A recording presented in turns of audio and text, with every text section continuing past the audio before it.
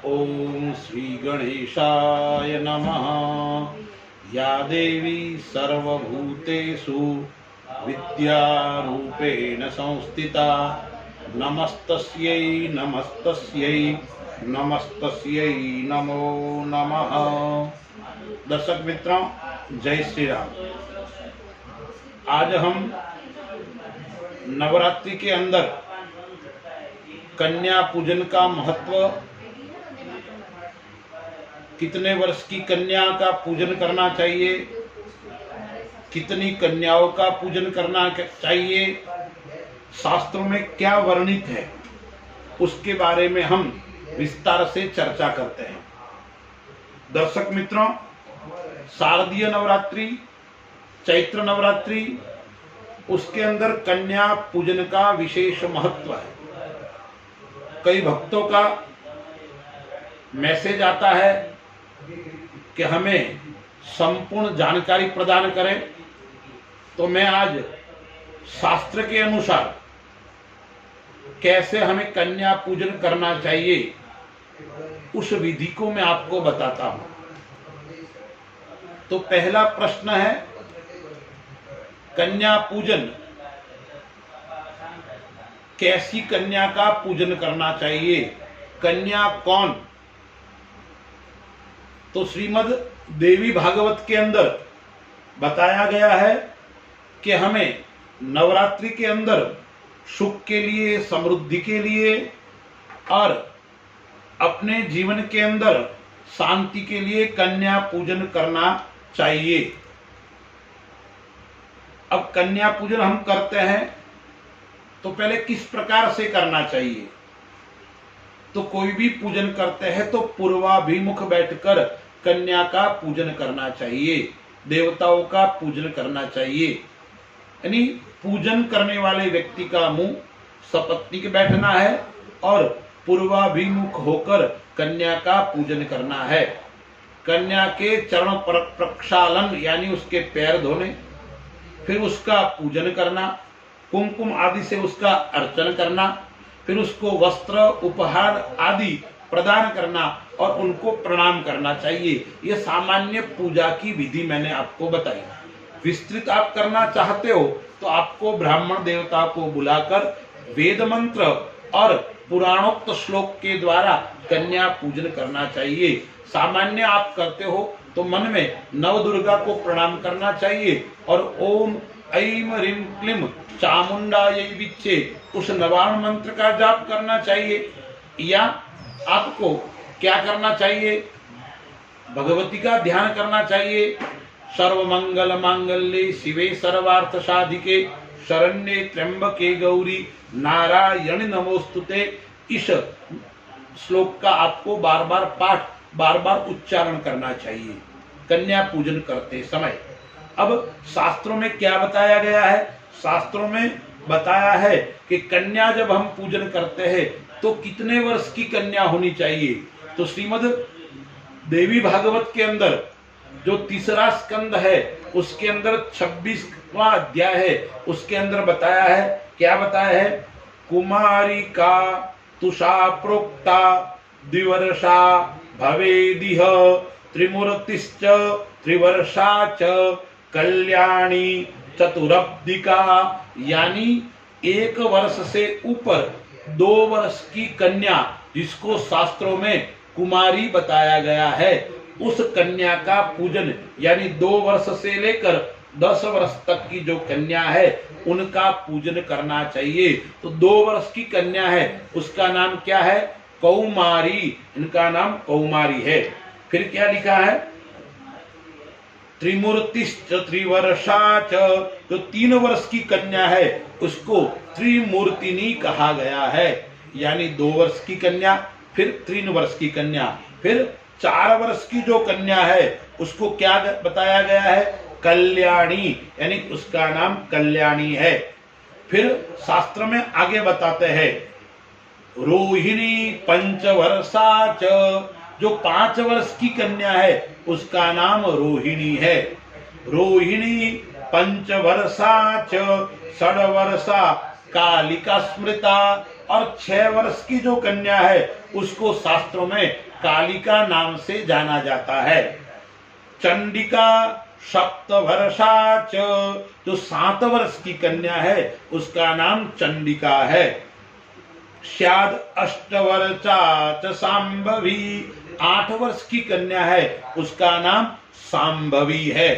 फिर 9 वर्ष की जो कन्या है, 9 वर्षा भवेत् दुर्गा, 9 वर्ष की जो बालिका है वो साक्षात दुर्गा का स्वरूप मानी गई है। फिर सुभद्रा 10 वर्ष की, और 10 वर्ष की कन्या है उसको सुभद्रा नाम दिया गया है। अत ऊर्ध्वं न कर्तव्या सर्व कार्य विहार गीता, उसके ऊपर की जो कन्या है उसको निंदनीय माना गया है, उन कन्या का पूजन आदि करना नहीं चाहिए, ऐसा शास्त्रों में बताया है।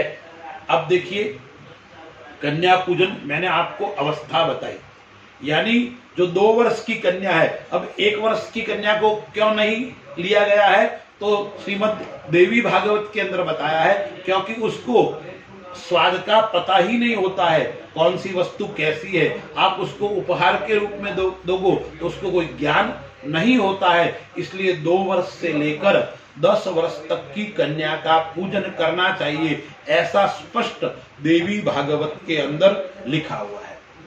अब यदि आप 2 वर्ष की कन्या का पूजन करते हो तो क्या फल मिलेगा, 3 वर्ष की कन्या का पूजन करते हो तो क्या फल मिलेगा, तो शास्त्रों में आगे बताया है। अब आपको उससे पहले मैं बताता हूं कितनी कन्याओं का पूजन करना चाहिए। तो देवी भागवत के अंदर और अन्य ग्रंथों में बताया है प्रतिदिन आप 1 कन्या का पूजन करें, यह भी क्रम है। दूसरा क्रम बताया है प्रतिदिन आप 9 कन्या का पूजन कीजिए। तीसरा क्रम यह भी बताया है, वो संभव नहीं हो, प्रतिदिन आपको कन्या नहीं मिले तो वृद्धि क्रम के अंदर भी आप कन्या का पूजन कर सकते हो। वो कैसे, प्रतिपदायनी एकम के दिन 1 कन्या का, द्वितीया के दिन 2 कन्या का, तृतीया के दिन 3 कन्या का, और अंत में नवमी के दिन 9 कन्या का आप पूजन कर सकते हैं।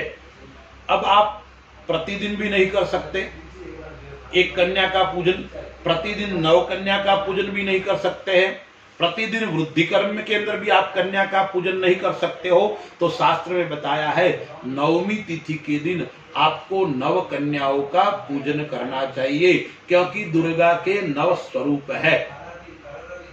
अब शास्त्र बताता है यदि आप 9 कन्या का पूजन करते हो, ठीक है ना, तो शास्त्र क्या कहता है, 9 कन्या का पूजन किस प्रकार से करना चाहिए, कैसे करना चाहिए। तो किस प्रकार से करना चाहिए, कैसे करना चाहिए, मैंने आपको संक्षिप्त के अंदर विधि तो आपको बता दी है। शास्त्र में देवी भागवत में यह भी बताया है 1 वर्षा न कर्तव्या कन्या पूजा विदो नृपः मर्मज्ञा तु भोगानां गंधादीनां च बालिकाम, यानी 1 वर्ष की कन्या नहीं लेनी है, 2 वर्ष से 10 वर्ष की कन्या का पूजन करना है, उनका गंध पुष्प आदि के द्वारा उनका पूजन करना है, ऐसा शास्त्रों में बताया है। अब यदि आप 2 वर्ष की कन्या है जिसको कुमारी कहा गया है, उस कुमारी का पूजन करोगे तो क्या होगा, शास्त्र में कहते हैं कि ऐश्वर्य की प्राप्ति होगी, धन धान्य की प्राप्ति होगी। अब आप यदि 1 कन्या का पूजन करते हो, केवल 1 कन्या का पूजन, तो आपको कैसी ऐश्वर्य की और धन धान्य की प्राप्ति होगी। फिर शास्त्र में क्या बताया गया है, 2 कन्याओं का पूजन आप प्रतिदिन करते हो तो भोग और मोक्ष की प्राप्ति होगी।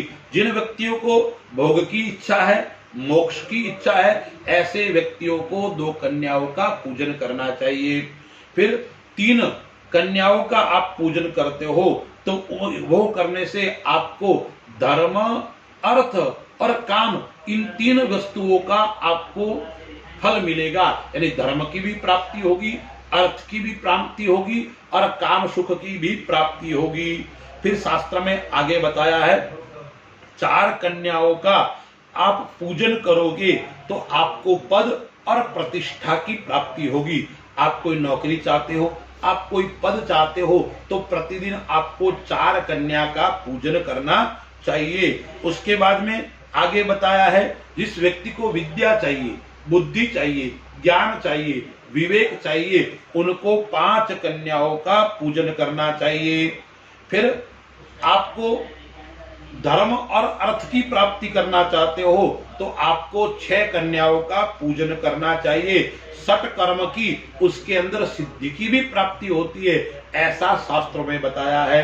फिर 7 कन्या की यदि आप पूजा करते हो तो राज्य की, यानी आप कोई नेता बन सकते हो, कोई आप महाराजा बन सकते हो, यानी आपको पद और प्रतिष्ठा की प्राप्ति होगी।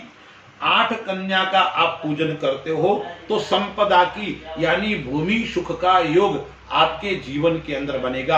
आपको भूमि शोक नहीं हो रहा है, आपको किसी भी प्रकार का भवन आदि का सुख प्राप्त नहीं हो रहा है, तो 8 कन्याओं का पूजन आपको करना चाहिए।